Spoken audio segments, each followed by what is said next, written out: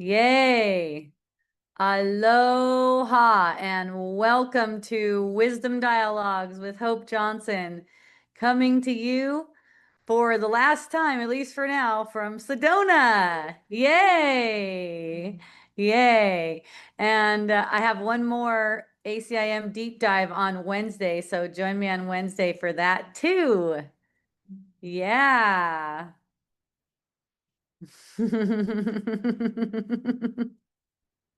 Yes, Glenn, nothing happened. Nothing happening here. Nothing's ever happening anywhere. We're making everything just so that we can bring up what's in the unconscious mind and resolve the underlying belief in separation. So we can realize the harmony that's already here. Yeah. It's really simple, but the ego tends to complicate it. That's kind of like what you hired the ego for, to make things really complicated.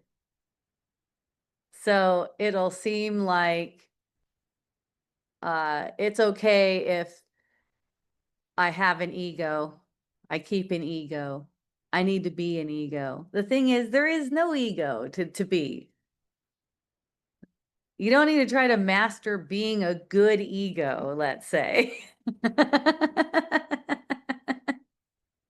And don't look for other people's egos.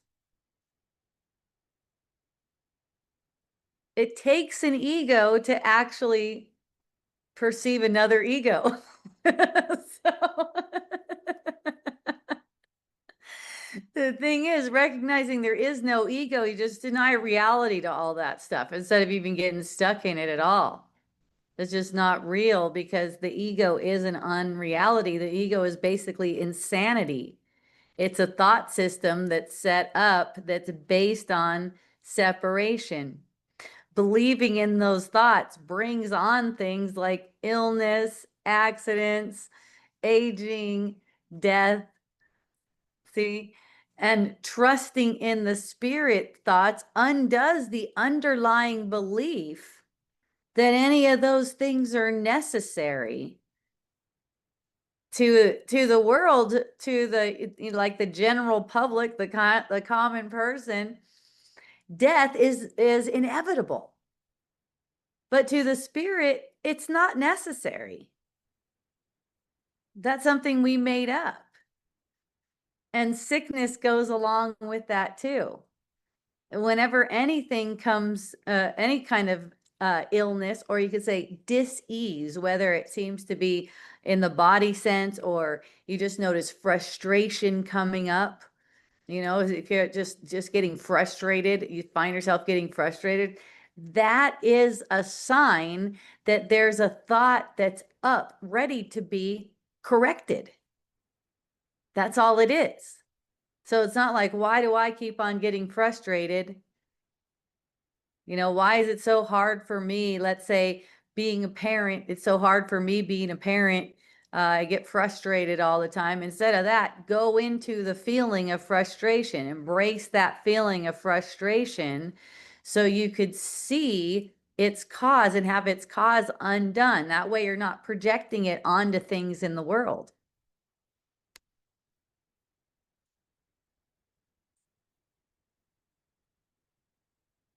And the reason why you want to stop projecting is because you're just making this harder and harder on yourself as time goes on. You just keep on inventing greater frustrations and more frustrating things. That's why people tend to go down a path of complaining and complaining about the world, and continue to get more grumpy. That's why we perceive older people a lot of the times as being grumpy. And that's really what we're seeing is an effect of them believing that what they think they see is actually there again and again and again by investing emotion into it. And that is an attack on the body. That's how it goes. It just automatically stores in the body as dissonance, and it shows up as pain, tension, blockages, sickness, disease, wrinkles, whatever. The only cause of all of this is our own thoughts. So and you don't need anyone to do this with you, but once you're aware of it and you've been practicing it and with certainty that it actually works, it undoes that thought of separation. So you're not living in suffering. You're living in freedom. You're living in your freedom. Right? This is what undoes it when you go, okay, I have an upset feeling here, no matter what it's about, no matter what it seems to be about. It's always just an effect of a belief, an unconscious belief. So the way it goes is there's unconscious beliefs in the mind, and then those spring up as a feeling sense that you sense in the body. And most people aren't so tuned in with their body sense that they even notice they got an upset feeling, and that automatically triggers thoughts. So that triggers thoughts to explain and justify the feeling. You see why it's never caused by the outer world? It doesn't even flow in that direction. And so with this upset feeling and perceiving thoughts that are justifying and explaining and defending that feeling, and if we believe in those, we just keep on projecting the same thing in a cycle. It's an addiction, basically. Because the nervous system gets a certain sensation, and it's an addictive sensation, has to do with thinking we know something. The whole world that we think we know is based on error, and we're only just interpreting everything. So we don't really know anything. There's nothing to know about the world. True knowledge is knowledge of union with your source. That's the only true knowing that there is. Everything that we have been taught to know, which has to do with the world, is just a distraction. We can't really know anything here. So as we, think we know, like, how our government works, how our bodies work, how relationships work, we don't know. All we can know is union with the source. That's something that we experience directly. And this is how we get to experience it directly, by taking any upset feeling and going, I'm not feeling that for the reason that I think. Those thoughts that are projecting right now, that are telling me why I'm feeling this way, that's nonsense. Basically, that's the miracle right there. And it's kind of shocking to the mind, because it's like, well, what am I going to do? What do I do? There's nothing to do. There's nothing to think about. There's nothing to mull over.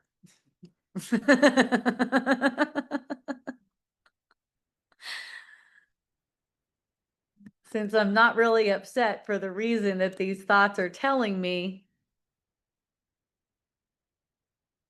then the upset feeling becomes a blessing. That's why you could say, hooray about the upset feeling. That becomes the signal. Instead of being a problem or being something to ignore, that actually becomes the signal. And that's true productivity. It doesn't matter what you seem to have done today in the world. None of that stuff matters at all. It only matters how you be as you seem to do it. You don't even really do anything. It's just how do you be? How are you as far as accepting or rejecting your feelings throughout the day?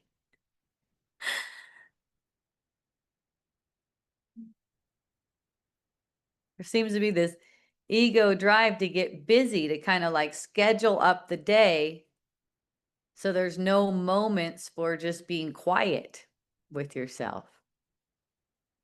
No moments for recognition, because the mind's constantly ticking about how important it is in the world and all of the things that it wants to accomplish.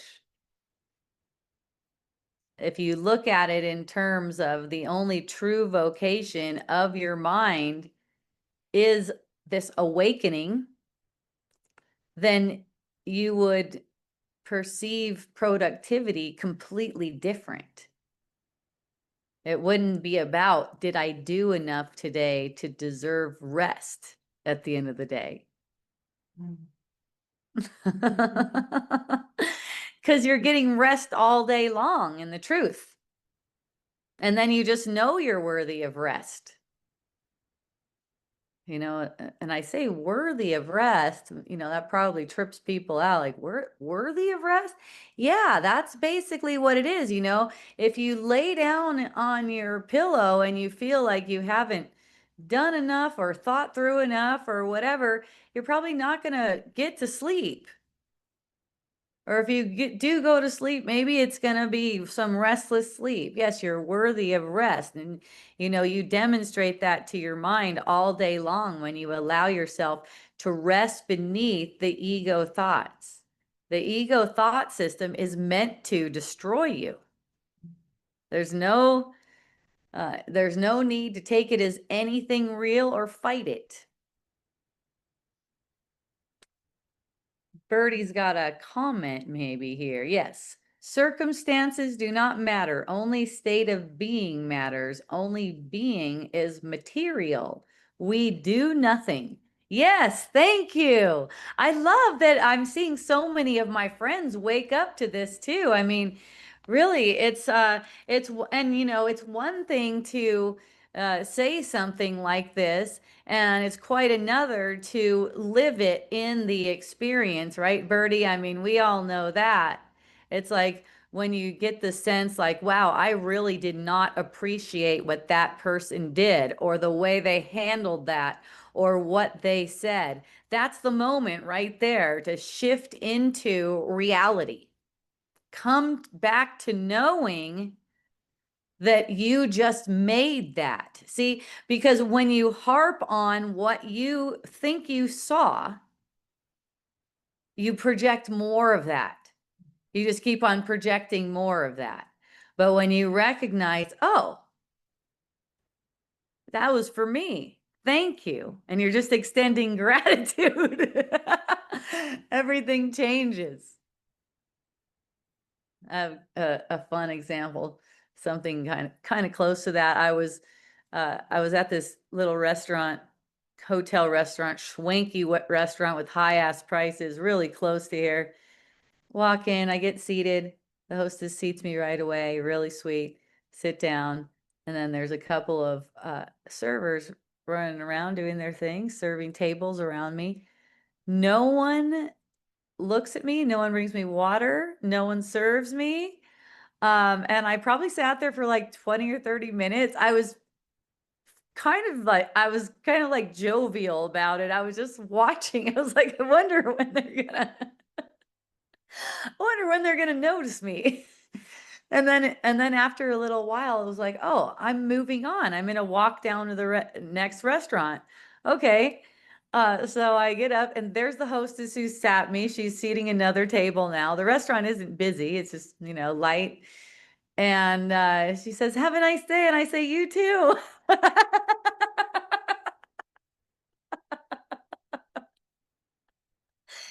And, you know, I could see the thoughts that wanted to hook me, and they're just comical, you know? It's like how a restaurant should be run. It's just dumb stuff. Like you would, you know, I wonder if they just didn't serve me because I'm a hippie. No, I don't know. People can tell that until I raise my arms and they're like, oh, underarm hair.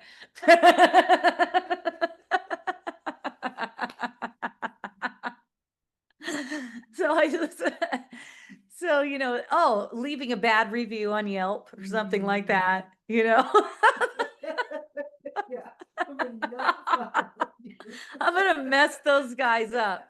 Calling the manager, and so it's not that you shouldn't have these thoughts.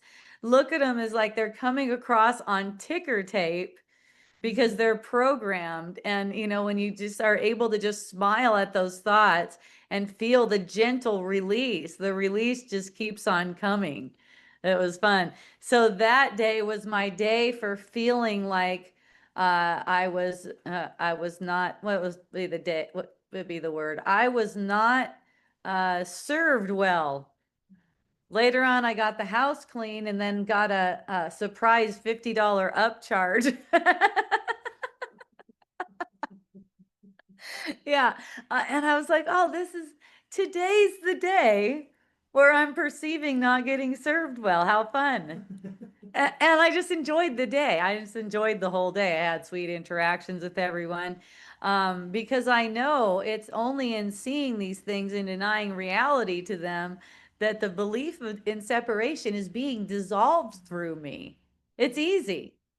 It's easy. I guess you could say it's easy once you come to a certain point. I mean, for a little while, there's this practice because you really believe the world is real and you got to take it on faith.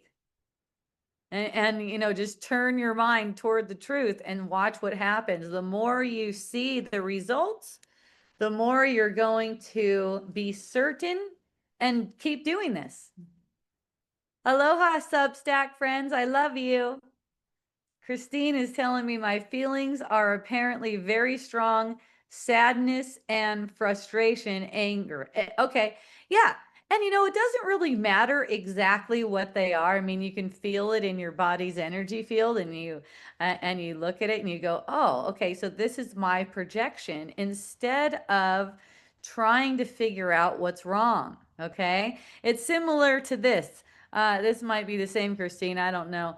But she told me one time she was going around looking for places to help her fix her back after she did this I think it's called waist ringer on block therapy. She said she hurt her back, and it seems like it came from doing block therapy. And I go, oh, well, just do more block therapy. That's how you do it. Right? It's not like uh it's not like it's time to stop now because you brought up the pain. You brought up the pain so that you can see it. And it doesn't hurt worse to do the block therapy. Basically, you're just bringing awareness into that space. You just keep on bringing the awareness into the space where the pain is. So these painful feelings that you're feeling, the frustration and the anger, these are basically painful feelings. And when you don't use them for miraculous uh, purposes, they end up lodged in the body, and then they show up as like a hurt back. And there may be a cause in the world, but really it's your mind projecting. So sadness, frustration, any of those feelings, when they get rejected by you and not embraced, that's what lodges in the body as pain. It's not something doing it to you. It's not anything in the field. So that's the same thing with those feelings. And it's like, the feelings present themselves like they're really special and personal to you. They're not. They're universal. And when you undo them for everyone. So thank you. Aloha, Kalama. Thank you. I am having a challenge living it. Please help me come back. Oh, you're so cute. You just decide to come back. That's all. That's all. I'm just an example for you of someone who consistently decides to come back to truth. See, all you're doing throughout every day is coming back to knowing who you are. So you're not trying to fix these feelings. You're not trying to make them go away. You're in an acceptance of the feelings, being in acceptance of them. You want to see what's causing these feelings to arise. And the way to do that is to be in acceptance of the feelings. They can't hurt you. They're not going to hurt you. If you have any specific questions, feel free to ask. I love you. All right, so let's see. What are we saying here? What do we have? We have a lot of comments here. All right, Glenn, Corinthians 3:19. Let no one deceive himself. If any of you thinks he is wise in his age, he should become a fool, so that he may become wise.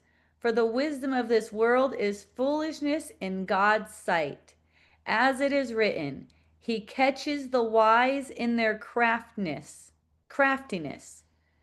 And again, the Lord knows that the thoughts of the wise are futile. Interesting. What fun. I love that wisdom of the world is foolishness. It's like, yeah, that's exactly what's going on. The world is saying there's these problems, and it's fun because it's fun to recognize that, like, when you look at larger, like, world kind of quote unquote problems, wars, and stuff like that, there will generally be two sides opposing each other about what's wrong and how to fix it.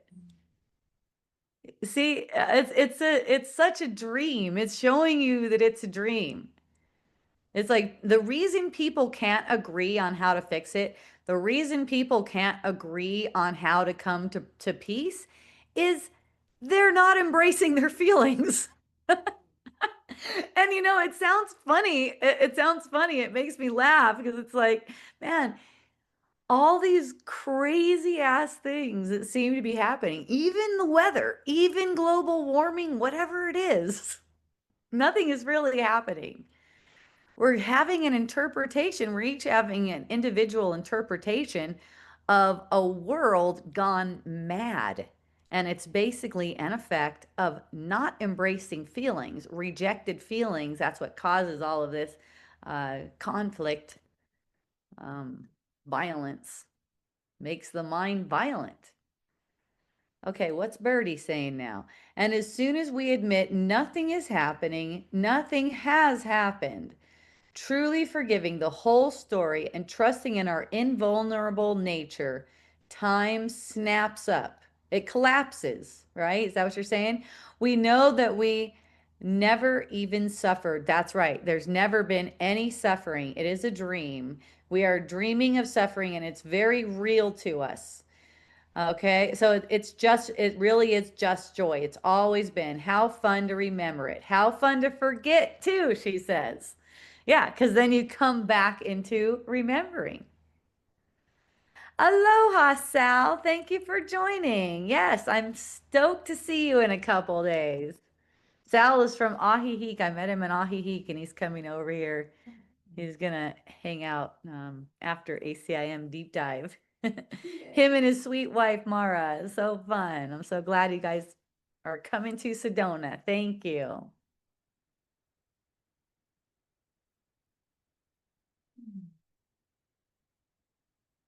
So out of being afraid of feelings, we basically employ the ego. The ego says it'll keep us safe from those feelings. It'll protect us from those feelings. And the way it protects us is by offering us thoughts that explain and justify the feeling, because those are what are used to continue time, keep extending time out. It's like we need more time to play these out to completion. That's why when we truly forgive, like Birdie's saying here, and it may be a process for you. I have seen that in myself with certain things seeming to be easier to forgive and other things being more difficult to forgive. And that's okay. You just keep on working with those more difficult things to forgive. They just keep on cycling around. And every time they cycle around, you just soften up a little bit more and dissolve a little bit more. So that's why we're given time so that these things can cycle around as much as they need to. And that's why it's actually a blessing that the ego uses these things to extend time. You see how the Holy Spirit turns anything that we made with the ego into a blessing. It's actually a blessing because it's giving us the opportunity again and again to soften this edge gently over time. See? At first, we might be way too afraid to just completely go, I don't believe this story. Notice how we want to hold on to the story because we think we know something about the story. It's only when we're willing to drop the story that we can truly have that underlying healing.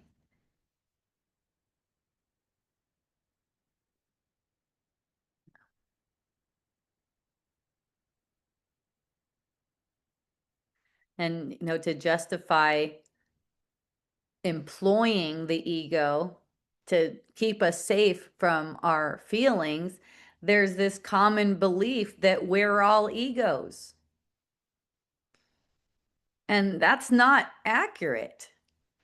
Whenever we do employ the ego, what we are employing is insanity. It's fear.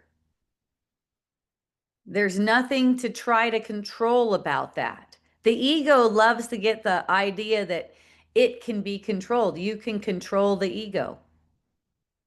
You can be and express a good ego. Right? The more attention is given to the ego as if it's useful, as if the ego is useful to you, the bigger it grows. That's how it works. You want to deny any reality to an ego, even any of our friends, any of our brothers and sisters being egos. They're not. That's a self-reflection. What we perceive of them that looks like an ego actually takes an ego to interpret it. So at that moment, we're electing ego. See that?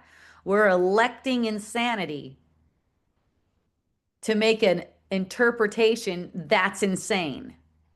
That's not something that we are, that's not something that we're looking to do if we want to be in joy, because the ego is against our joy, totally against it. If there is a body, there is an ego, right? There's no body though. That's an interpretation. See, here's the thing. Your body senses. Look at the body like this. It's a sense that you made. The sun has no reality. It's just a sense that you made so you can get experiences. Your experiences are closer to being reality. You're making you're making those experiences with feelings and stuff like that. So you're using this body sense like this. And when you perceive another body sense in the field, your body senses stop at the skin that you're projecting, but that is not really there. So in denying reality to ego, that's what undoes ego in the mind. It's wild. It's wild how crafty the ego is to get us to believe that the ego exists.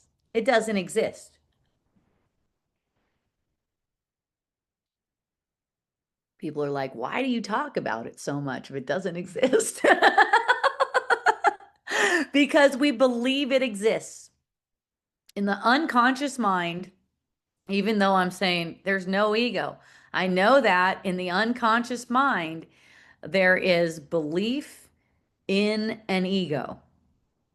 And so when it comes up, this gives us the opportunity to deny reality each time. And that gently dissolves the ego. It's in a really gentle way for us. You don't use ego here to dissolve ego. You do not use ego. You channel light. The ego doesn't think in terms of what is really behind this thought, or what is really, where is this feeling really coming from? That's coming from the Christ mind. You don't need an ego for that. You only need an ego to make insanity.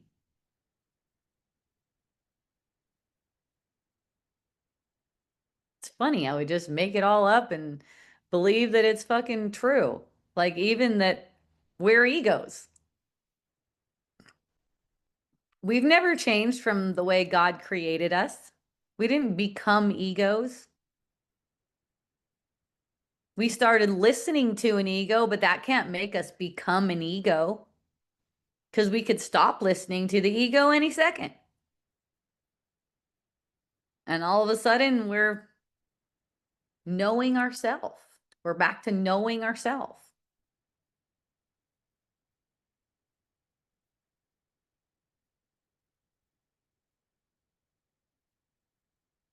Nothing to fix,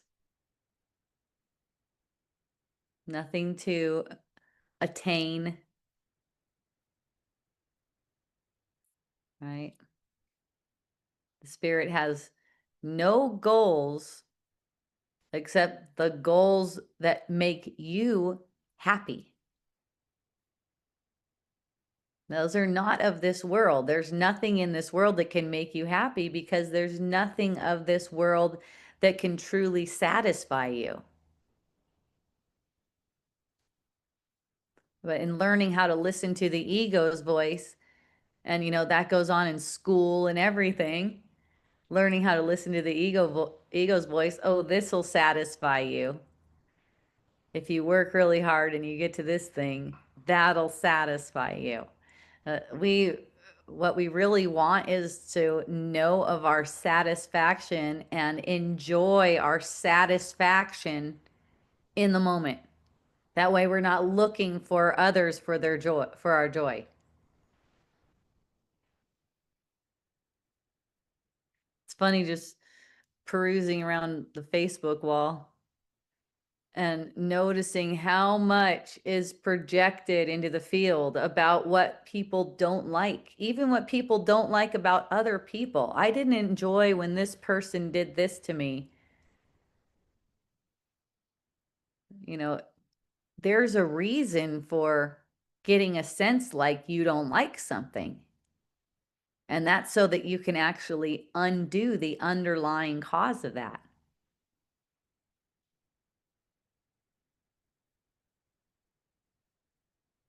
That's basically what's known as ignorance. People don't know what they're doing.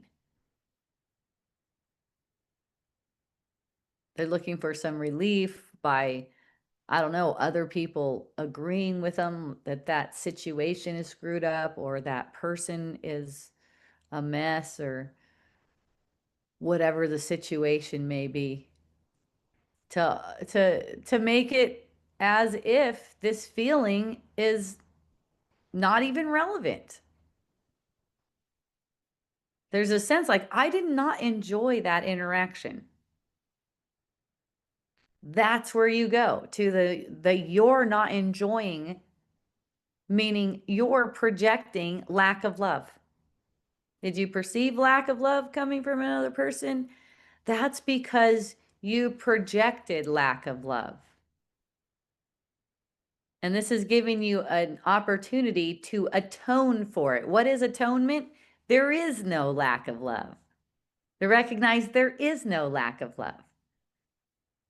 That's why we are willing to see, I projected this. I made this up. I made this person other than, I gave them a purpose that's other than the purpose God gave them, apparently.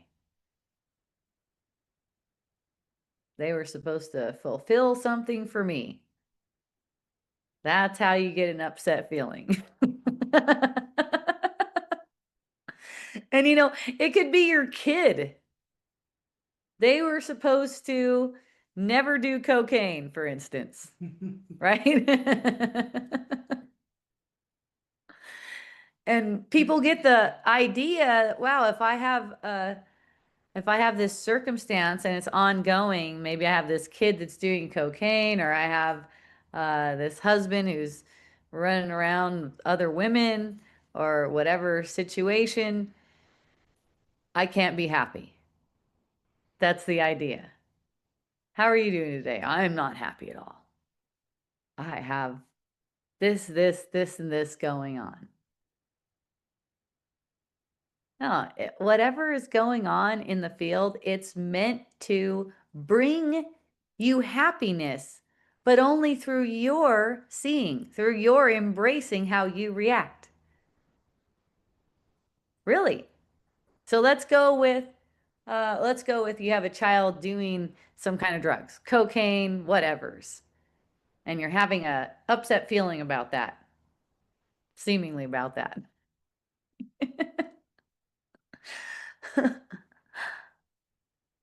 Be kind and gentle to yourself. Notice what thoughts are coming up. Is reputation involved? Are there thoughts about people thinking something about you? Look for what's going on.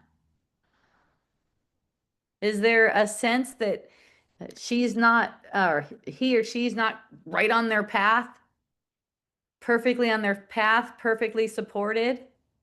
Don't let that perception trip you out into believing that now you have to be upset until the circumstance changes.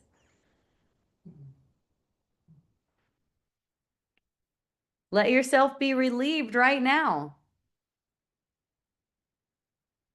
That's the That's the free will you've been given. That's a true use of the free will you've been given. Allowing yourself to be happy.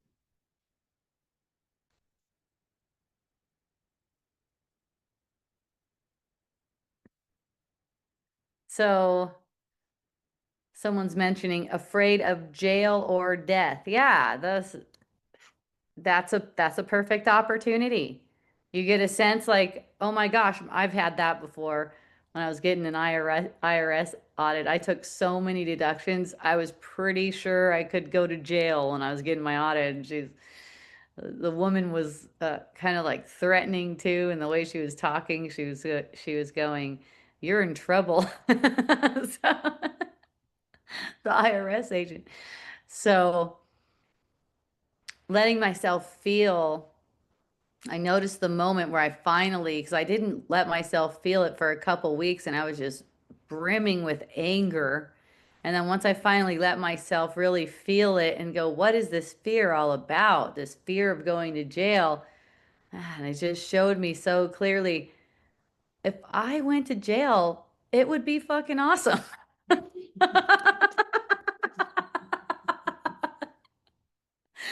Jail would be rocking.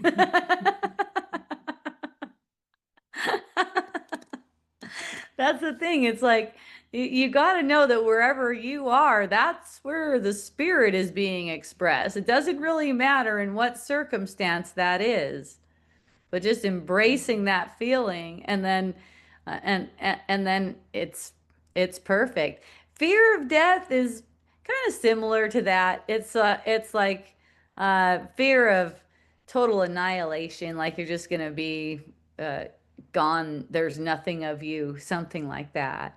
But that's not true, and we know it. We know it's not true. But to actually undo the fear of death in the unconscious mind, that feeling also needs to be embraced.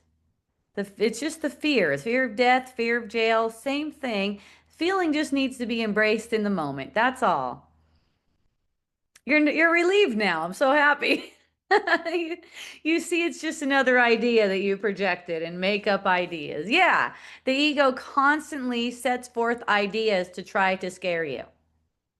It's really funny. It's like, oh shit, you didn't reply to that person's email yet. It's like, thank goodness nothing's happening. The email reply will come exactly where it's supposed to. Okay, let's see what Glenn is saying. Quote, you can't use light to seek light, end quote, reflects the idea that you can't use an existing truth or known wisdom to find a deeper or new truth. Nice.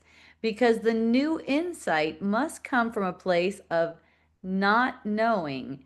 That being said, I am an idiot. Hooray! Yay! Thank you, Glenn. Yeah, that's something I've said many times. It's like, especially when it's like someone gets pissed at me for something that I said here on Wisdom Dialogues or something like that. I'm like, hey, I gotta be free to just be the idiot that I'm being. So this stuff just comes rolling out. Uh, that's why I tell people, if you don't want to hear your stuff on Wisdom Dialogues, don't hang out with me. Okay, yes.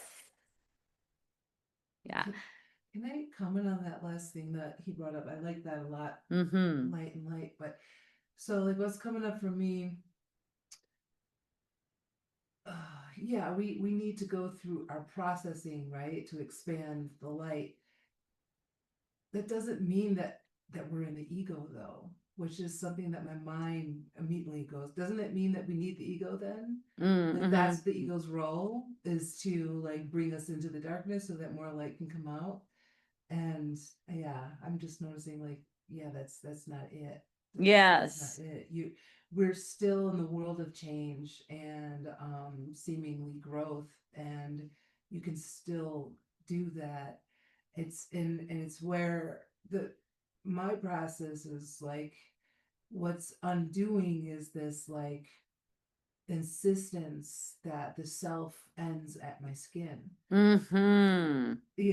That, Yes. yeah, so my sense of Right. self is actually changing. Yes. Sense of self is like acknowledging that when I'm undoing thoughts that seem to come from other people, that's myself. That's yourself, myself. all the other people, right? Right. But that's not that didn't go into ego. That doesn't have to necessarily. No. No, ego is just fear. So you don't have to do that. The world is based on error. So the world is a representation of ego thoughts, and the body is a representation of ego thoughts. But that's not you. It's representative of a thought of separation. But that's not the same as being who you are. And you don't need to use the thought of separation. That just brings you sorrow. You undo the thought of separation by recognizing whenever it comes up as an upset feeling, that's all it is. There's not anything occurring in the field.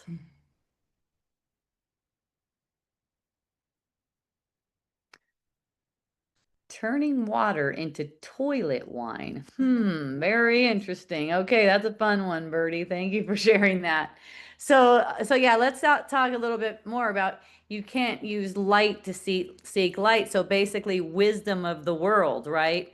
You can't use wisdom of the world to seek the truth. It's never going to happen. It's a matter of recognizing I don't know anything. Everything I've made of the world has been based on interpretations whose foundation is just fear. So I don't know anything, right? And I'm just going to be really accepting of whatever it is I think I see because I don't know anything. And it's not even accepting in the way the ego takes accepting. I'm accepting what I think I see, not because it's a reality. I'm not accepting that it's a reality.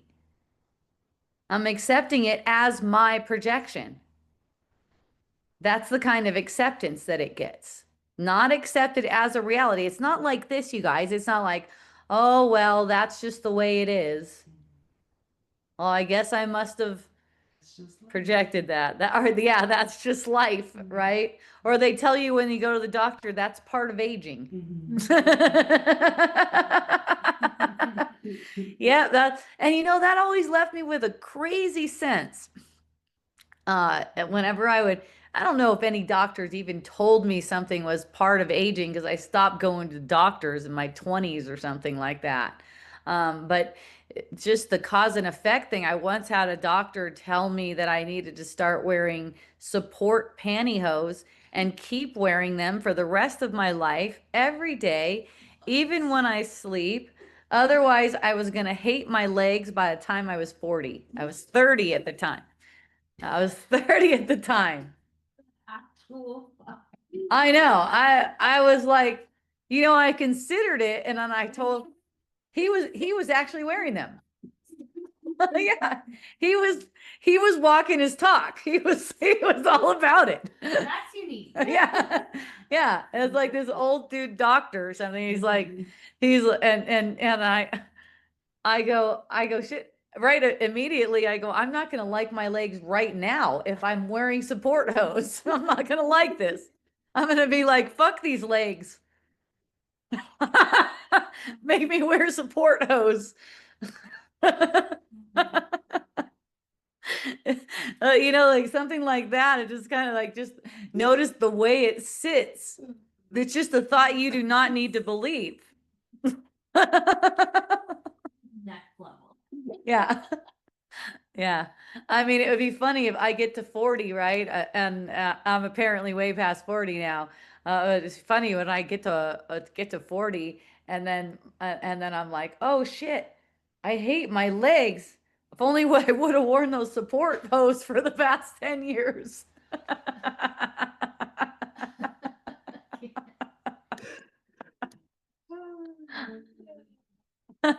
Or when you go to the doctor and they go, here's your medication to keep that symptom at bay or something like that.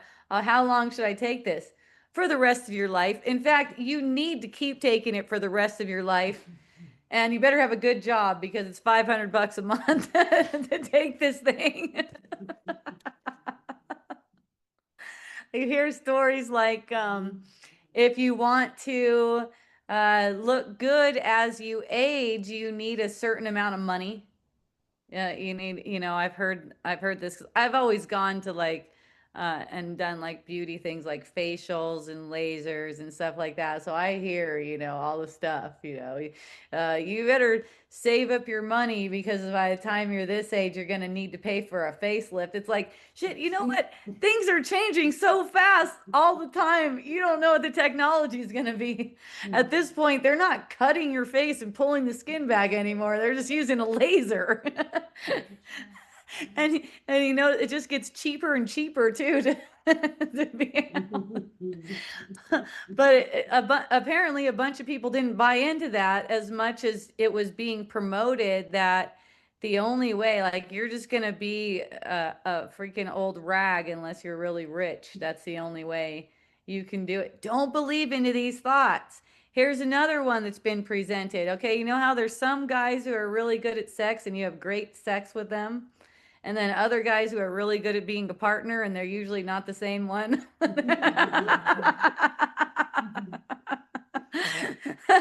Well, there's this belief going around that they can't come in the same package, right? They can't come, people are saying, and why is that? Look at, people are telling me, the thing is, when I get the kind of sex that I like and the kind of connection and all that kind of stuff, the guy turns out to be a total heartbreaker and I end up bummed out and all that stuff. And the guy who wants to commit to me and make a house and do all this stuff, I don't feel that way about that dude. Man, I've had that experience actually, right? It's not about what's in the world. It's not about what guys are in the world. It's actually about what is going on that you don't see. There's something going on that you don't see. And one of those things that's going on, that's a common belief, is that those two things don't come in the same package. Anything can happen because nothing's happening. Open up to the solution or the circumstance that you feel the most joyful about. That just open up, and also know that nothing in this world can satisfy you. That's really important. So it's not like you're buying into longing or pining for anything, but the longing itself, any longing that arises and you're willing to see, that's truly longing for union. Then you can just use that longing like that. It's not going to be harmful to you. The way longing is harmful to you, and I see this a lot, is where people believe that the next relationship they get is going to be finally their relaxation. Like, Mhm. ah, ah, ah. And I just, and I'm speaking from experience on all this kind of stuff. I know how it feels. And, it's just like, you got to look at that and go, oh, that's not where it's at. And anything's possible because there is no world. These ideas like there's no good partners around this area or something, or you think you know everyone in the area and there's no one eligible. Not true. And here's the other thing, you're probably, unless you don't have any resistance in the unconscious mind, you're probably gonna manifest friends and romantic partners that trigger you. That's the point, until you see through all of the unconscious programming. See, that's got to be seen through. So it's like when you get the sense that you didn't get what you want or you're not getting what you want, use that feeling, because underneath that, there's a longing for truth. So I talked about a lot about the unconscious mind a lot, um, where the ego lives basically. And again, it doesn't exist. It is actually a thought system that you made up. So beneath that, all that unconscious mind where the ego thoughts live, is the truth, the foundation of truth. So underneath, even deeper than all of the ego thoughts, that's why I say sink beneath them, sink beneath those ego thoughts, is the deepest truth that you don't need any of this stuff. You don't need a person to be happy. That doesn't mean that you should project into the world that there are no good people. Or you should project onto yourself like you don't make a good partner, or project that all that stuff sucks. For me, I just stay open to the moment for however the spirit is moving me in joy. So it just goes to deeper and deeper joy, whether or not there is some partner next to me doing it. That's not the point. The point is deeper and deeper joy. And there's no way another person or another partner is gonna bring you into that deeper and deeper joy.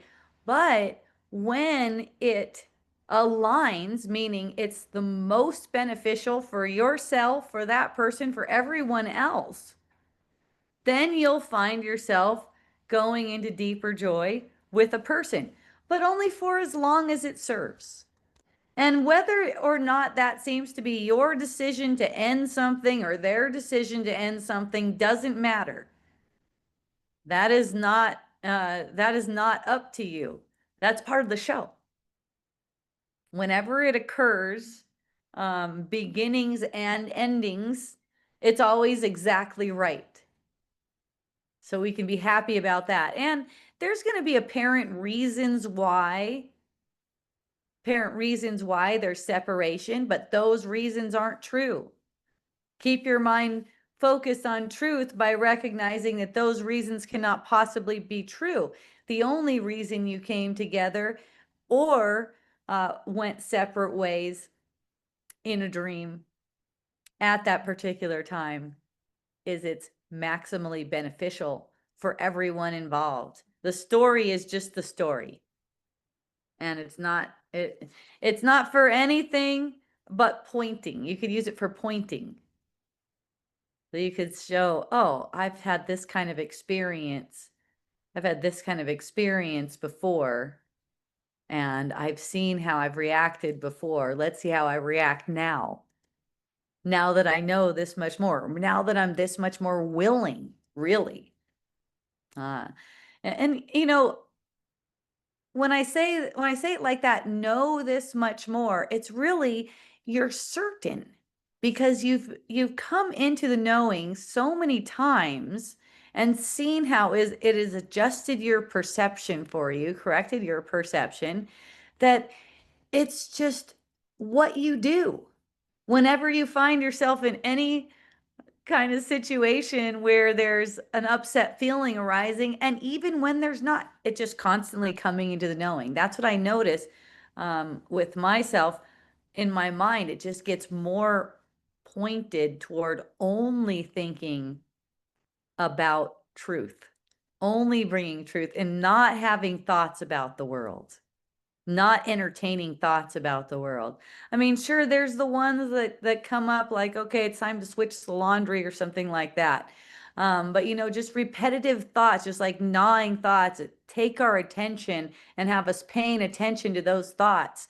That just starts to go away because you start to see how meaningless they are.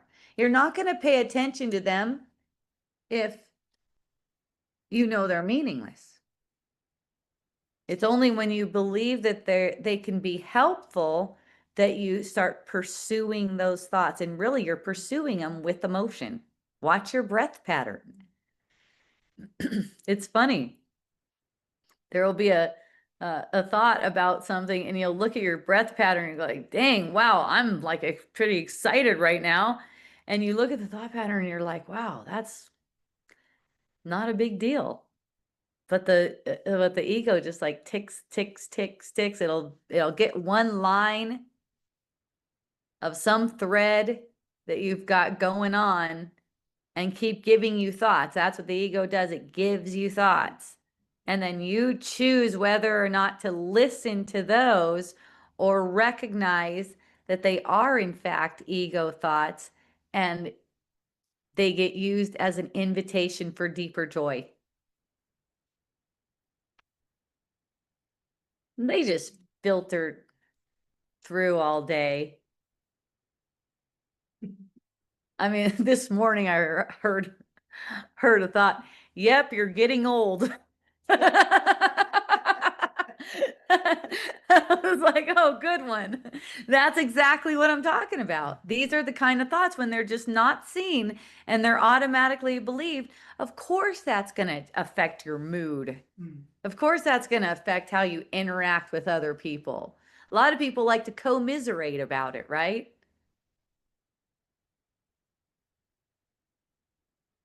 Don't believe what you see. Don't believe that stuff.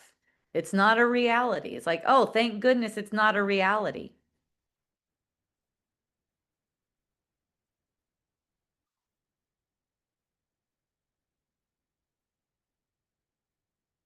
Using it to make stories, you could take that restaurant story and you can see like a way you could say an old person would look at it is, the service is just shit these days. You can't get good help.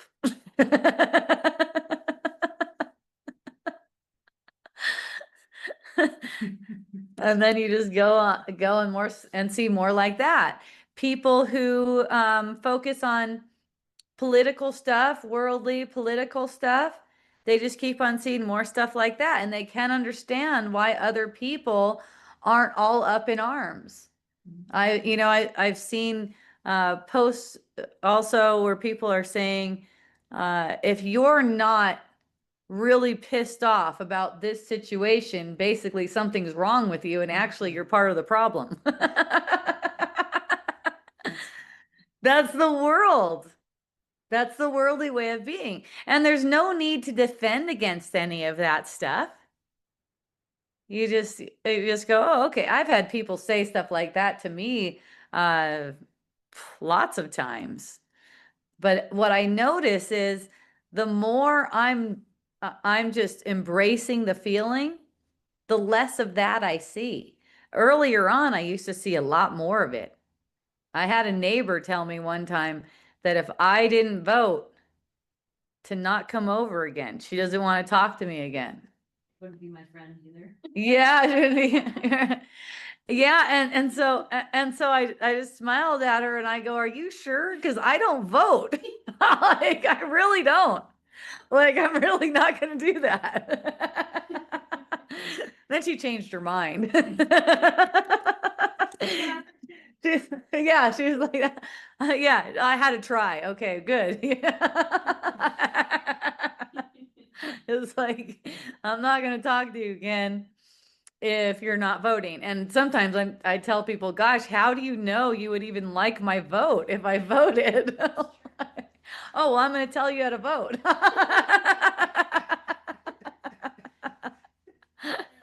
That's fun. Tell them democracy is an illusion. Democracy. Oh, I know. Yeah. Yeah. I actually got blocked on Facebook yesterday, and I was really happy about it, of course. I'm happy about everything. But I made a post about how when we feel inner conflict, we make opinions. That's what we do. We make opinions, right? Whether we're telling anyone that about it at the time or not, when we don't recognize, oh, this is inner conflict, this feeling I'm having, an opinion is formed.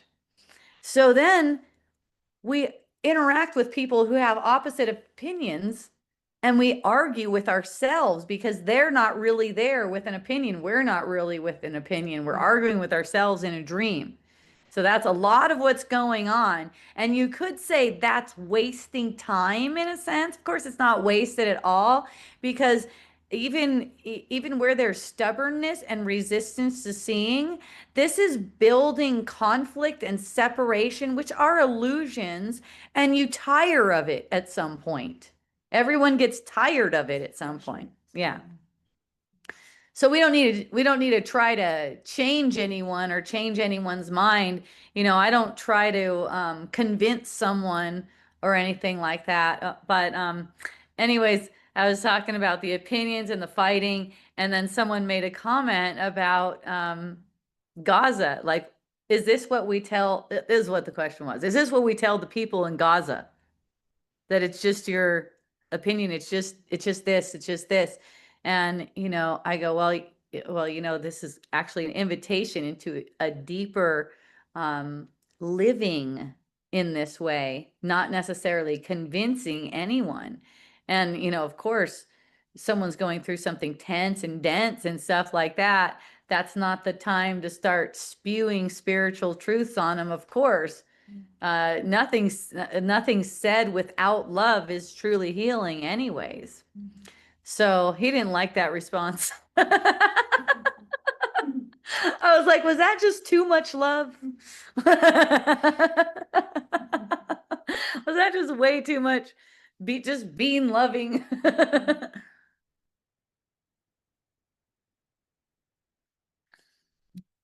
Yeah, one of the major ego defenses that I saw, and the defense that person used right before he blocked me was that we're heartless if we don't take a side. We're being heartless and actually allowing people to be killed because we're so privileged to not have to take a side, right?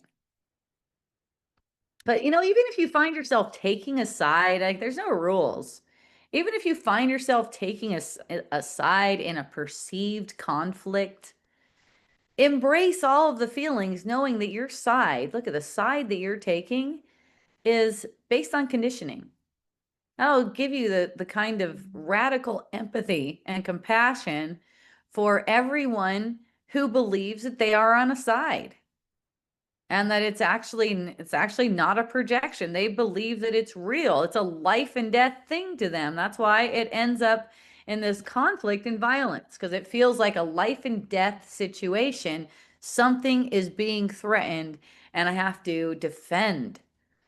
So see that as in ourselves, it's as if something is being threatened and I have to defend. Whenever there's an upset feeling, that's the kind of thoughts that are coming off of that to justify it. I'm being threatened and I must defend. So that eventually goes toward violence. And some of us might not be acting out violence. Maybe we're not finding ourselves acting out violence. But every time we get a perception that there is violence in the world, and don't try to avoid the perception of it, it's not a problem at all. Every time we get a perception that there's violence in the world, that's reflecting violence in our unconscious mind. That's actually, you cannot perceived what you didn't project, even if it's a big world thing, like let's say whatever's going on over there in Gaza, right?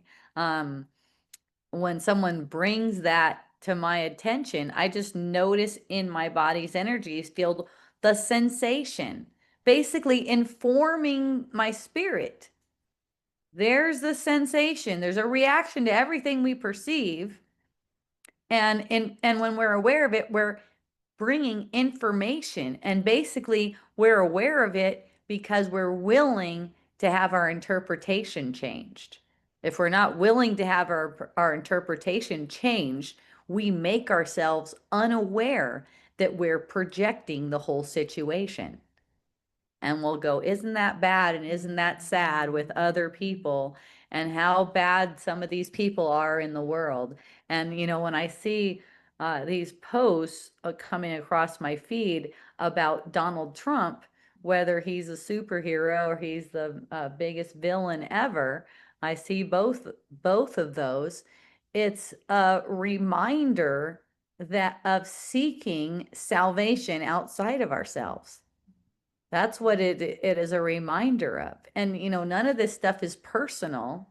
So when I have a perception, I just feel what that feels like, because there's a feeling sense between projection and perception. And that's where the miracles take place. That's basically the framework. You could say it's a framework of perceiving this sense you get like something's wrong. Like something, of course, your sensibilities are going to tell you something is wrong with war. Something is wrong, right? True. And it's not really there. That's the part to recognize. So that's how you're informing the spirit. You're informing the spirit that you need a different interpretation because you're perceiving war. And this is the way it feels. It might not feel heavy to you. And if it doesn't, it's not like you have to try to get every single thing. You're going to know when something has got you hooked. You're going to feel hooked. And then use that. So a miracle is demonstrating that the false is false. It's actually not there. We've been trained to make it real and then try to change it. That is the problem. Everyone's making it real and then trying to change it. Like I really have this, let's say, anger. It's not real. It's a signal. And I really have this landlord that keeps getting mad at me for playing the music loud. It's not there. And I've got this job that where I go and people don't respect me. That's not there either. That's what gets so exciting, to be able to see this. And it's not in a way like, oh, I must have done it that way. Oh, ho hum, whatever. No. It's up to you to basically channel truth. Not like having an intermediary being like Angel Gabriel or something like that. Channeling truth, like being just an open channel for it. Basically, that the false is false. And that's not a matter of going around trying to convince everyone else that things are false. It's a matter of recognizing for yourself, okay, if God didn't create it, that's not there. If God didn't create aging, death, sickness, conflict, disease, it's not there. It doesn't matter if I'm getting a perception of it. I want to undo the whole framework of perception, what's making us perceive. And that's done through denying any reality to these things. The ego won't do that. The ego cannot do that. It's not going to turn on the feelings and go, oh, what's really causing those feelings? No, the ego is going to explain it because the ego knows. The ego knows exactly why you're feeling that way, but that knowledge is foolishness. It's very convincing. People will even tell you, you should feel that way. Gosh, I would be beside myself if that happened to me. I don't know how I would deal with it.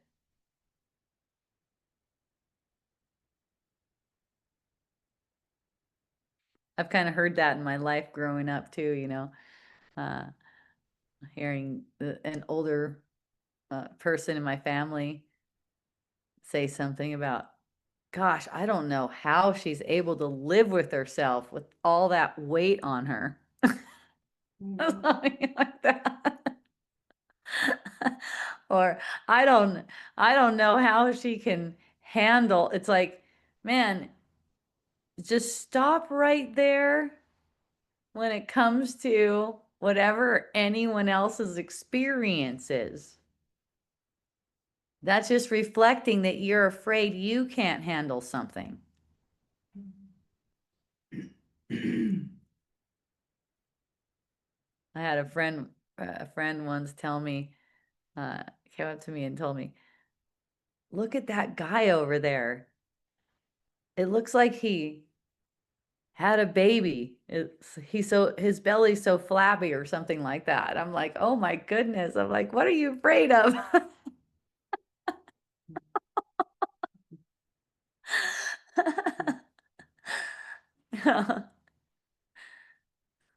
It's all like that. It's like it's as if with the ego, it's as if putting it out there is going to keep us safe. Good thing that person has to have the burden of having that kind of body so I don't have to be affected by it. That's one way the ego tries to keep us safe, to separate and make it, oh, it's something out there. One of my friends was telling me she's in her 70s, and she was telling me when she was in her 20s, she would go to the beach. She would be like, see people with bellies that hung over, and she'd be like, oh, I'm glad mine isn't like that. I hope that never happens. And then she's like, and here it is. And it's just it's a forgiveness opportunity. It's like these bodies are not real. Whatever they're representing to us, it's you could say they're representatives of the ego. That's why they don't exist. They're made out of meaningless thoughts, and they're meant to prove that illusions are true. They're meant to prove that you're weak. They're meant to prove that basically, you're not the son of God. You're not as God created you. So the whole purpose of it, the way the Holy Spirit repurposed the body, is for denying any truth to illusions. And then that'll make you very happy. You won't mind what kind of shape your body seems to be in.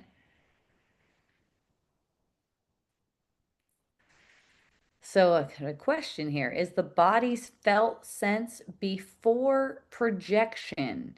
If so, I believe tuning into the feeling is key to peace. Yeah, it's before the perception. It's projected from it's kind of like right in the middle though, because it's projected from a belief in the unconscious mind. And then the felt sense is the first effect of that projection. From that felt sense are thoughts to explain, justify, and defend the felt sense. But what that's really doing is defending the underlying belief. So you want to uproot the underlying belief. And the way to do that is to not believe any of those thoughts that come to explain, defend, and justify the upset feeling you have. Just let it burn within you. Let it burn away everything that's not true. That's the way to use an upset feeling. And you'll forget this and then remember it. And like Birdie said, hooray to that. There's the forgetting and remembering phase, but there's also a phase that comes of mostly remembering, or just remembering really quickly to come back to knowing. And that comes with certainty. You just start going, okay, I know what this is for. If there's any kind of upset feeling, it's like, okay, I know what this is for. That person can't do anything to me. That government agency, for instance, can't do anything to me. That's why when the IRS agent asked me, she said, "Are you afraid of me?" And I go, "No, you can't do anything to me that I don't need." She's like, this is interesting. And that's the thing about anything. I was out earlier hanging out, and there's a couple of neighbors telling me that they bring a light when they come out in the middle of the night because you could get clobbered by some wild animal out here, like a bobcat or even a jaguar could come. And I noticed this. Celeste is laughing. She lives here. I noticed this sense because I have gone out in the middle of the night to have a smoke. I've been out there like 2 a.m. or something having a smoke, and I didn't even think anything of anything like that. I'm just like looking at the stars and stuff and having no light. And I noticed a sense of fear. I guess you would say it's fear, and I just looked at that and I go, oh yeah, that's right. Nothing can occur unless it's maximally beneficial. That includes getting clobbered or mauled by an animal. Mhm. It really does. So then I don't have to take I better take some precautions. I better protect myself or something like that. Or I better bring a light with me. Any of that stuff could occur. It's just that I don't have to try to be in charge of it. Because my well-being and my safety, it's totally comes from being defenseless to the world. Not trying to defend myself against the world. Defending ourselves against the world actually brings on these things. We don't need any defenses. And you might say, what about locking the door? Lock the door. When you lock the door, if you lock the door, you're doing it in a dream. Do it consciously. Recognize that you're totally safe. And this locking of the door is just a symbol that you value people not walking into your house, let's say. It's just a symbol, though. It's not going to protect you. If someone needs to come into your house and rape the shit out of you, that's going to happen.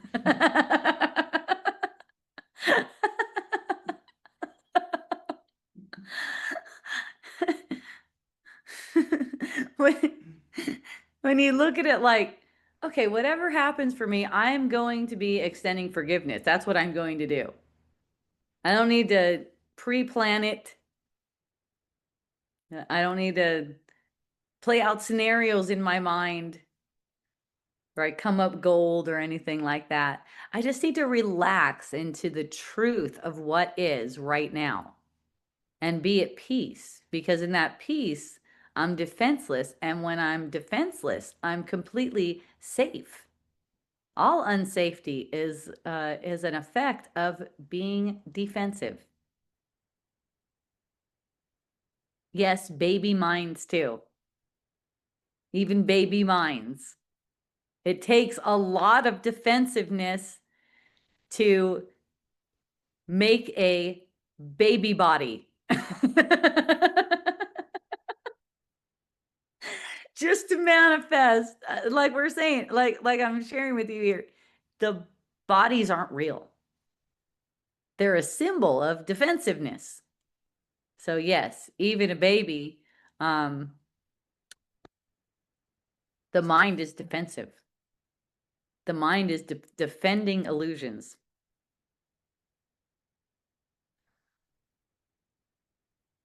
It defends what it thinks it knows. That's why we come into a state of not knowing anything about the world. We just say, well, I really don't know.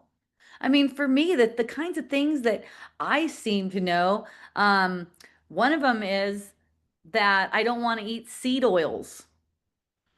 I seem to know that, right? So I watch those preferences play out, but don't believe that it's actually true.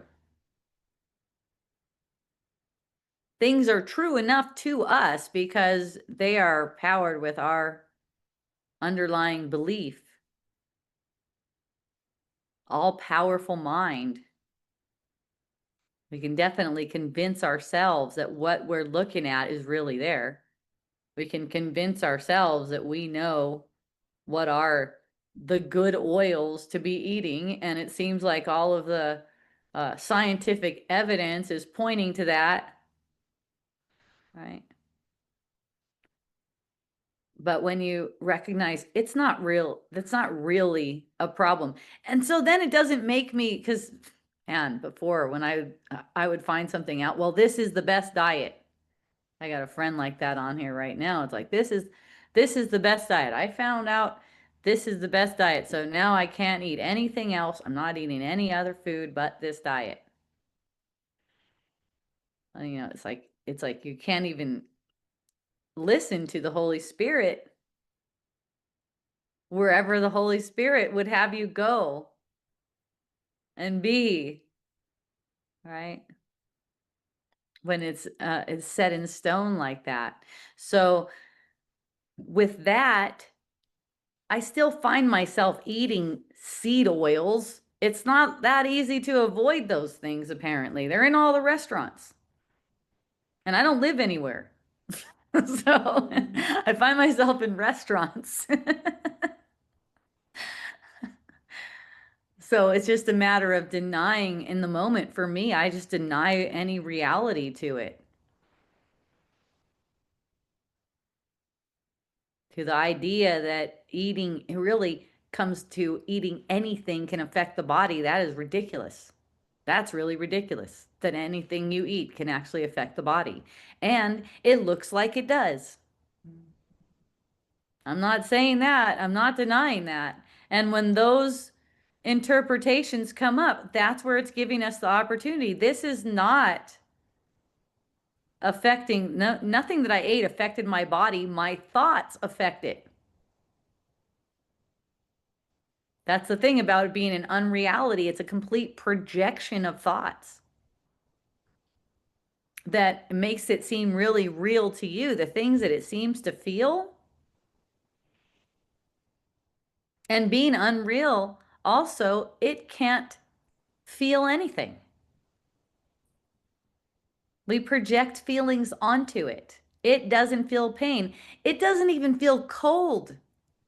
It's another one that I work with because mine seems to feel cold pretty often. Seems to feel pretty cold where a warm drink would really be good right now.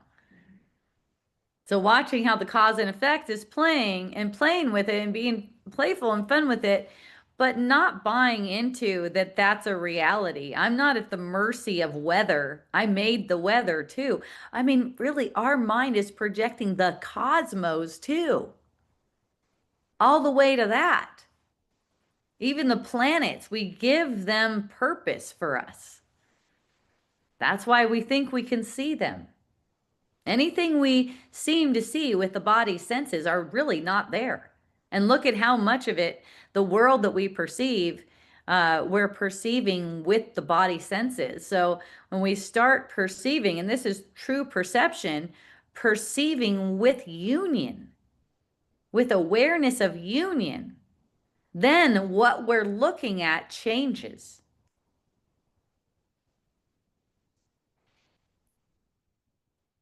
Even the apparent wars. I mean, the only reason we're coming in here and having a perception of apparent wars is it so that we can help undo the need for them, the belief that says war is necessary. That's why we get that perception. We can help, not only just help, we can change everything because we're all powerful mind.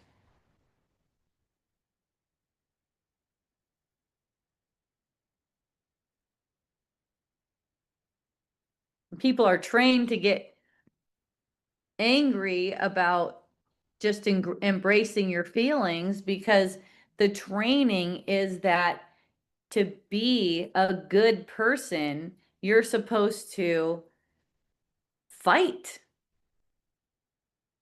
You're supposed to convince people that this is wrong, some things are wrong and they shouldn't be, and things like that. People do that with child molesters all the time.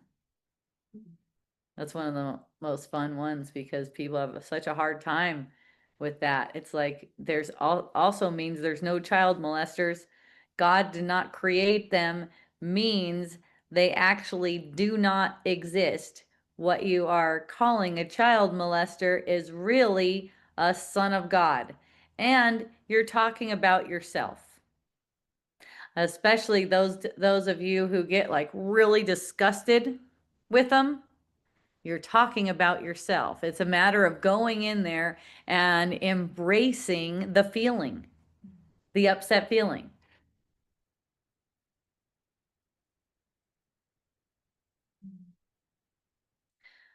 Because that's actually what brings an end to the illusion of people taking advantage of people, which is basically what child molesting is a symbol of. People taking advantage of other people. We want to bring back what's really true, the power of the mind to make these illusions so that we can use the same power to undo them.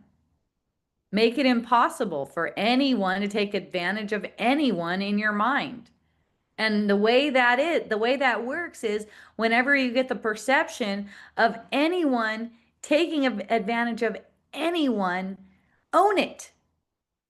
I'm projecting this. I made it as if there could be a world where people could take advantage of people. Now I just need to feel what this feels like so that I can inform the spirit that I want a different interpretation. See what I mean about clinging to known things? Something that you believe happened, someone that you believe did it. That's clinging to something that's known, and that's projecting more of what's known. What we really want is that which is unknown to the world to come into the world and undo what we made. That the ego will get real reactive to saying something like that, or anyone saying something like that.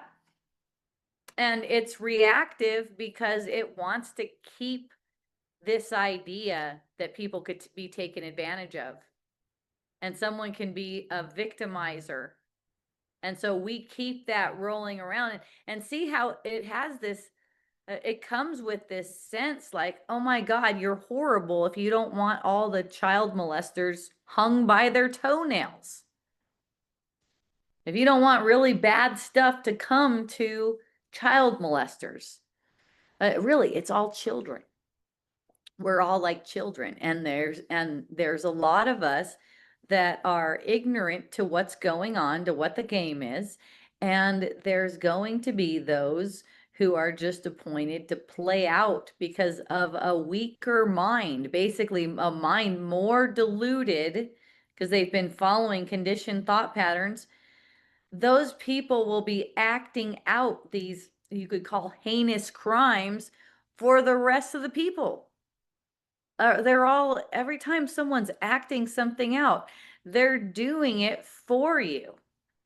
And your reaction shows you.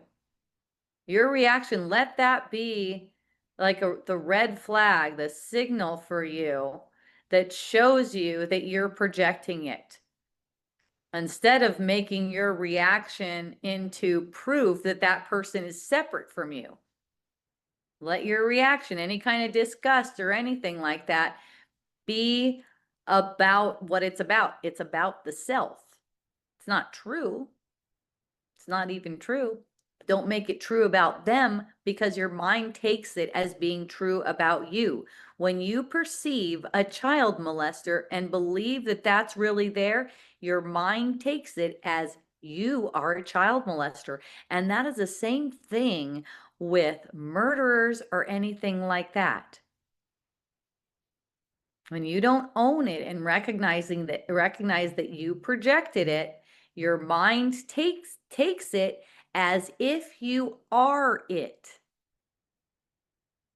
Your your mind still sees things as the base way of creation, which is you can only perceive what you've extended or projected.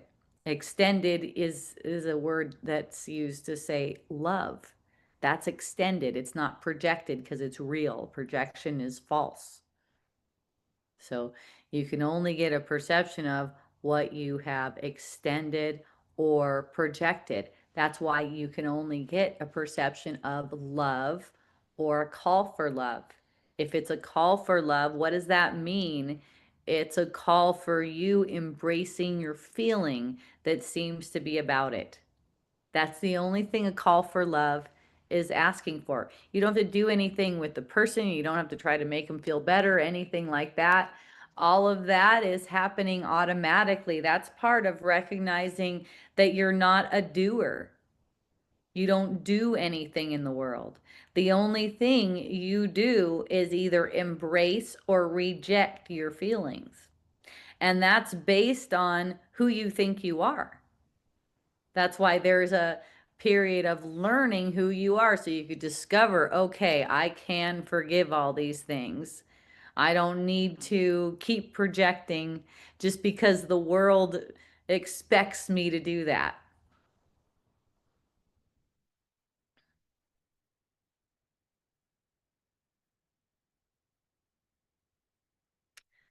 I find myself uh, apparently not hanging around with certain people who expect people to be in a political mindset. Like, how can you not be in that? How could you not be? I just find myself not hanging out with them. They find like-minded people, but I don't find myself in conflict with them. I'm sure it's I'm sure whatever they're perceiving about these things is perfect for them. And I'm sure whatever they perceive about me, if they just perceive that I'm a white, privileged idiot.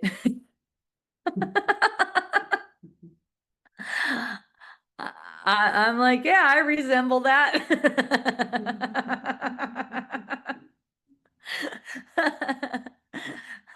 I don't have I don't have anything to teach anyone. So it's not like, oh, there's my student. I got to teach them that this is like this. No, if people are interested in having something shared with them, it shows. They show up like that.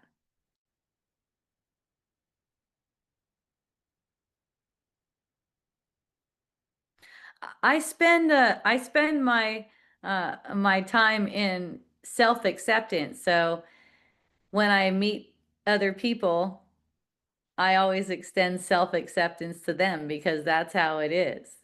And I know that's the hardest thing, is just to accept whatever it is that you're perceiving that you seem to be, whatever you seem to be doing, whatever thoughts seem to be occurring to you, whatever shape you seem to be in, just being in acceptance. So then I'm automatically going to be accepting of everyone.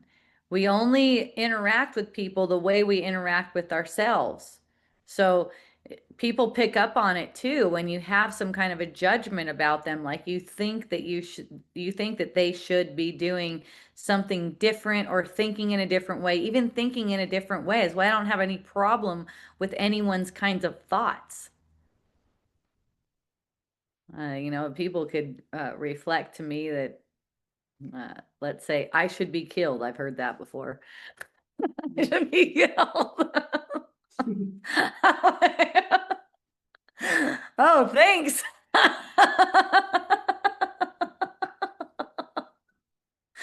Yeah. Yeah, and that was an opportunity. There were people, and I set it up. I set myself up for it. I knew I knew there was going to be a good forgiveness opportunity coming up, and I thought, yeah, this will be fun. So I just did a really inflammatory, apparently it was inflammatory. I didn't feel inflammatory about it at all. I just knew that it was going to be fun because people get inflammatory easily. Um, but I just put one post on Facebook. It was during the time when, um, what's his name? Joe Rogan was going through a thing where he said nigger a whole bunch of times, and they took it, someone took all the times that he did it, and it filled up 4 minutes.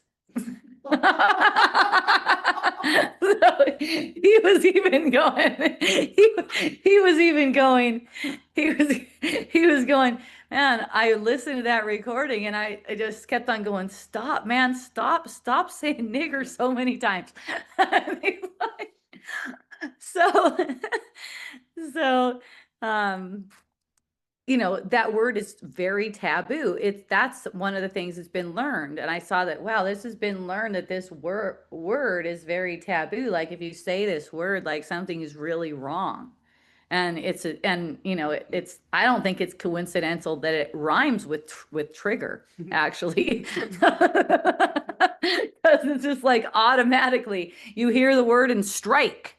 That's the conditioning. You hear the word and you get reactive. So what do? I take the word 7 times and put it on a heart background and just post it. Just like that. Doesn't say anything else. And that's when I started getting death threats. And I just had so much fun with that because for one thing, I know no one can kill me unless it's maximally beneficial. Like that's not happening. And other threats too, like ostracizing me from the community and stuff like that.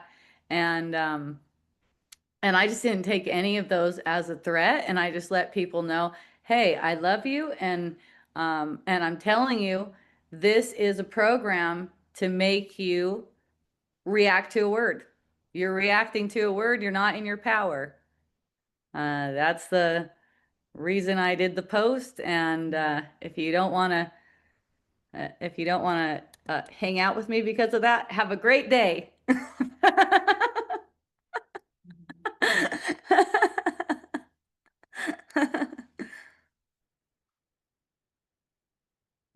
Words don't mean anything. The assignment, and even the F word. Look at that. One friend told me, man, you gotta stop saying the F word.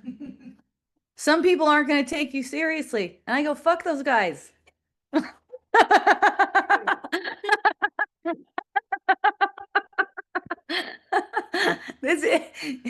It's dumb. Look at how dumb that is to make words into something. Look at how stupid that is. Okay, and then it's like we're gonna put labels on people. If you say this word, this makes you a racist. Oh my God, you didn't even use the A at the end. You use the hard ER. Oh my God.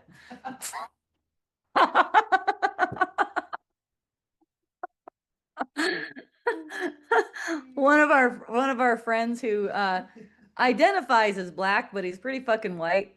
He, oh my, he got a hold of my daughter right away when he saw that post. He's like, "What the? And my daughter's like, "Really? You really think my mom's racist? You really think that's the case?" Well, she did say that word. How ridiculous is that? Or you're not going to get the respect because you say the F word. I don't want that respect. That's not that's silly. So so I noticed this new punker guy got this. Maybe he's not new. He's new to me. Youngblood. You guys heard of that guy? Youngblood. Yeah. That guy cusses like a mofo, and it goes right on reels and everything. He's like to a little kid. Come on, fucker. And that's the way words can be treated. There's no vulgar words. There's no racist words. Racist is it's just hate. It's just plain ass hate. That's all it is. And that's something you feel in your system. You can sense hatred when you're having a hateful thought, and maybe you're generalizing. All those people of that skin color are pissing me off. Let's say all those people of that nationality are pissing me off. Do the same thing. Notice that your pissed off feeling is not for the reason you think. Of course, it makes no sense that it would be attributed to a color or a nationality or anything like that. Of course, that makes no sense, right? Unless you're talking about Mexicans leaving trash on the ground. No, just kidding. I used to live in Southern California. I used to have a thing like that.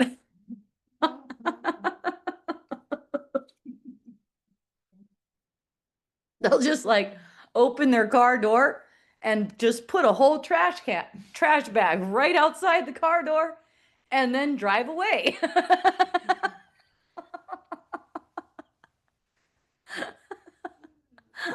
You know, and it's the same as anything. Take that upset feeling that's going, this shouldn't be happening. The Mexicans are invading, let's say, if you're in Southern California and you're seeing stuff like that, and recognize it's a projection. And the thing about race and where they come from and all that kind of stuff, it's just meant to distract more and convolute it and everything like that. You know, just don't believe in it. Joke about it, but don't believe in it. I think, when I lived in Southern California, for one thing, Mexicans have a really good sense of humor, and they're fun, and they can be really self-effacing. That's also part of their culture. They're really cool, and you can actually joke around. And that's the thing, to joke around about all these stereotypes with each other, not like behind each other's backs. That's the thing. This idea that we're actually being mean to each other by using stereotypes, that's not what it is, because that's not really where it's at. It's in the feeling sense, the harmony that we allow for each other. And a lot of the times this comedy and just kind of like being joyfully aware of our apparent differences. There's differences in culture, apparently. There's difference in the way we do things. When I was hanging out in Mexico, I noticed people they'll just smoke. Like there's this square that's outside. They'll smoke. They'll be smoking while they're dancing. And when they're done with the smoke, boom, right on the ground. No problem.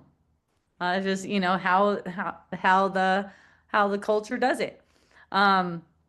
So this is what helps us appreciate the differences, is recognizing our sameness, and we can appreciate the differences.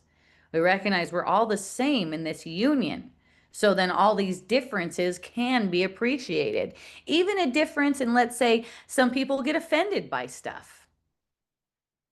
And let them get offended, recognizing they're not really getting offended by anything out in the field. They're not really. We could recognize this for other people without having to even bring it to them or try to teach them anything or anything like that. When we notice a person getting upset, feeling frustrated or annoyed at another person, noticing for ourselves, they're not upset for that reason. They're not really upset for that reason. So that's why, the people with the death threats, they just ended up being sweet to me again. And yeah, and my friends were just like, "What the heck? How did you survive that?" Like they're like, for sure, like they see all this huge uproar, right? There's this huge uproar happening. And they're like, how do you even survive something like that? And it's like, because I am interacting with people from a place of, I know this is perfect. I know everything has gone perfect. From my post getting posted, from Facebook taking it down within 5 minutes. What's amazing is how much attention that post got in 5 minutes. It was amazing. It broadcasts so fast and so far, and then also, bam, take it down. That's the word that you don't say once, not a much less 7 times, because it gets everyone's panties in a wad. One person, before I got shut down, one person came on and asked me if I'm black. Like I'm only allowed to say that word if I'm black. Then I get oh, I told him, oh, that's really nice of the master to give you a word. One word you can have for yourself. No one, no, Harry, we're gonna enslave you in all these ways, but this is your special word. You have to be a certain color to say it. Meanwhile, take the vaccine.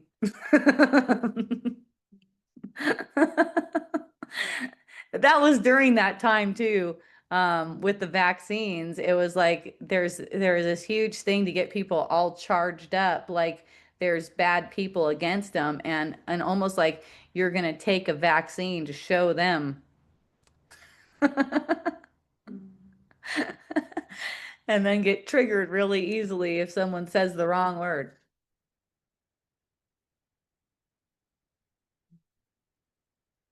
Defenselessness, that's a thing.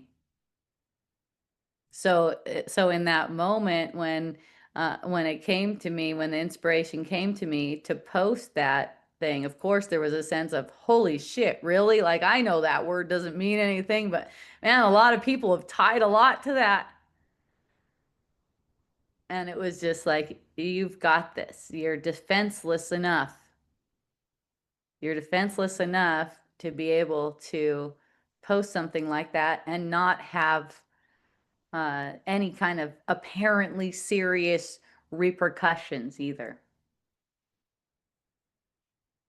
A couple of them actually came around and realized, they're like, holy shit, you were trying to show us something. Thank you for showing us that. It's like, yeah, I want everyone to be free. Not take it as if there's some kind of victimizer outside of us. Not take it as some people have more privilege than us. You know what the privilege is? It's nothing about this world. The privilege is being who you are. That has nothing to do with any color or any nationality or anything like that. In being who you are, all that stuff can get appreciated. And then we can just have fun and we can play. You guys can play like children. Instead of being on defense all the time, like who's trying to step on my culture kind of thing. Who's trying to, what is it called? Appropriate my culture. Let's appropriate each other's cultures. It's fun. Someone would say, you don't have your own culture. You're just a white American. You don't have your own culture. Okay, maybe that's true. I could make one up though. Apparently, I was Italian. Apparently, my nationality is Italian and part German. So, my mom and my family really like being Italian. A lot of people, a lot of the people in my family are proud to be Italian. And that's not the case for me because I know I'm not really Italian.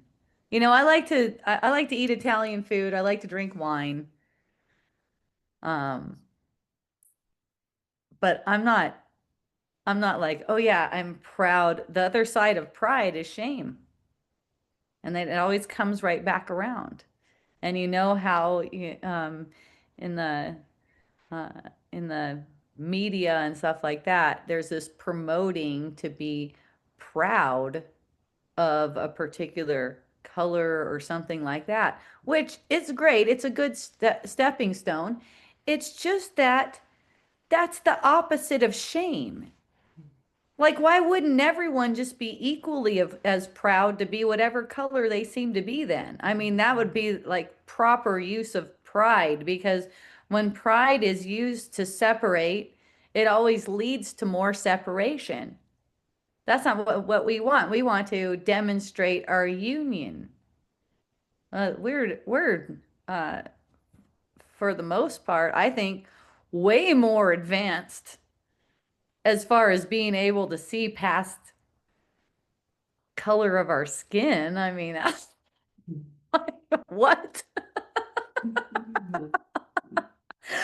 But it's funny because when I was just a kid, you know, I was born in the 70s apparently, and I would hear so much racist stuff all the time. I would always hear racist stuff and like you know, like actually saying like this person no wonder they're like that. They're that nationality or whatever. And nowadays, it's not like that. It's really not. It's more like people are on the lookout trying to find ways that people are being racist, trying to point it out like that. But even with a person who seems to be in that way, I've been around people who have been, you know, like, that fucking, you know, like that, embracing that too. Don't be afraid of it. A person who seems to hate a certain color, don't be afraid of something like that. That's a call for compassion. That person is divided in their mind. That they're demonstrating division in their own mind. Self-hatred is what's going on.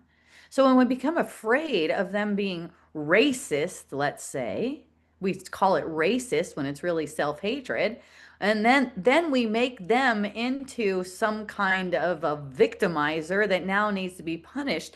Now we're really burying this root. We don't want to bury the root. We want to bring it up. So if someone's demonstrating anything that looks racist, it's not to condemn them for it. It's to embrace them because what they're really showing is self-hatred. They need to know how loved and accepted they are. That's really what it is. To try to change their mind and get them to accept a certain color or anything like that is just to cover up the root cause. They're hating on themselves. Of course, this looks weird that they're carrying it out on a particular color or culture or nationality. But the fact is, it's still a call for love. See? So the more there's hatred toward racism, the more effects making more racism occur. It's only when you can embrace it, actually laughing about it, really actually just taking it so lightly and laughing at the idea that it's about that. It's really about the common human condition. And sometimes it comes out, it doesn't really matter how it comes out. It's going to come out in some way. Sometimes it comes out as racism. Sometimes it comes out as kicking the dog. Sometimes it comes out as being angry on the road, flipping people off. These are just demonstrations of the same kind of internal hatred that's not really personal to anyone. It's the condition of a mind that believes it's in separation. That's why we can help each other undo it when we withdraw these projections like something's bad about that person because they're demonstrating in a way that we don't accept. I talked about child molestation, murder, racism. The thing is, it's all coming from a hurt place. And that hurt needs healing. And the healing depends on you rather than projecting your feelings, embracing them. That's really all it is. There's no world to change or anything like that. So, hooray, everyone! Thank you for joining Wisdom Dialogues. I love you so much. Thank you. I see all of you. I appreciate you. I'm going to have another ACIM deep dive on Wednesday, this coming Wednesday, the 29th. And that's going to be my last one for possibly a month. I don't know. We'll see how things go. I'll keep you guys updated on social media. I'll let you know where I go and stuff like that. In case you don't know, I'm on my ministry. I just travel around, stay wherever people are offering me a place to stay. You could visit my website, hopejohnson.org. I also do live-in. I just finished my first live-in bridging, transformational bridging, and you can look that up on my website. Review from it has been posted. Of course, it was a really sweet review. He is super stoked. He's feeling very free, and very happy. And seeing, these thoughts are just coming up. They're just coming from the ego, bubbling up and going, that doesn't mean anything. I'm just here for joy. I'm here to extend joy. Really, everything I'm talking about, the forgiveness, the healing, the miracles, it's all joy. Like Glenn is saying here, it's all for fun. Hooray, and I love you. I love you too. Thank you. Ah, hui ho, Kalama. You want to visit me? Awesome. Okay, well, keep up on where I am. I think I'm going to be in Bellingham, Washington for 6 months, especially since one of my friends who's close to there, who happens to be a masseuse, you know how she's going to support my ministry? She's going to give me a massage every week while I'm there. Isn't that amazing? So that's like make me feel very welcome over there. I'll tell you that. I also have a place to stay, not only rent free, but a huge place on a lake that is really awesome place for me to have some more meetings like this and people coming in. What else? I have a jacuzzi apparently. So, and then I'll be back in Hawaii May. I'll probably be in Hawaii May through October, but we'll see. We'll see. Things change. I'll keep you guys updated. Yay, I love you so much. You're amazing, Kalama. Have a beautiful day. Mahalo, aloha, and a hui ho.